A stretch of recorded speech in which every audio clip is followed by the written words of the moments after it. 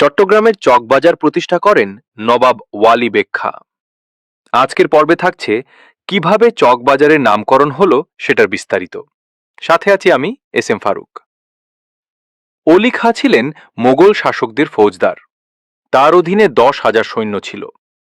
তিনি চকবাজারে 1713 থেকে 1716 সালের মধ্যে মসজিদ, পুকুর ও ব্যবসায়িক নগর তৈরি করেন চকবাজারে। বড় পুকুরটি এখন কমিউনিটি সেন্টার।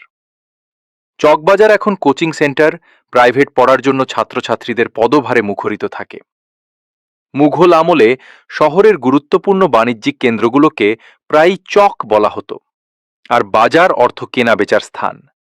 তাই চকবাজার বলতে মূলত শহরের প্রধান বাজার বা কেন্দ্রীয় বাণিজ্যিক চত্বরকে বোঝানো হতো। তখন চট্টগ্রাম শহর মনে করত চকবাজার থেকে চট্টগ্রাম কলেজ, দেওয়ান বাজার হয়ে আন্দরকিল্লা।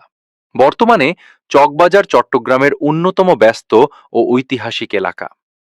এটি শিক্ষা প্রতিষ্ঠান, পুরনো স্থাপনা, ব্যবসা কেন্দ্র এবং ঐতিহ্যবাহী নগর জীবনের জন্য বিশেষভাবে পরিচিত। এখানে অলি খাঁ মসজিদ ছাড়া ছিল শিখ টেম্পল, রাধাকৃষ্ণ মন্দির। চট্টগ্রামের নামকরা গুলজার সিনেমা হলও ছিল চকবাজারে। গুলজার সিনেমা হল এখন গুলজার টাওয়ার।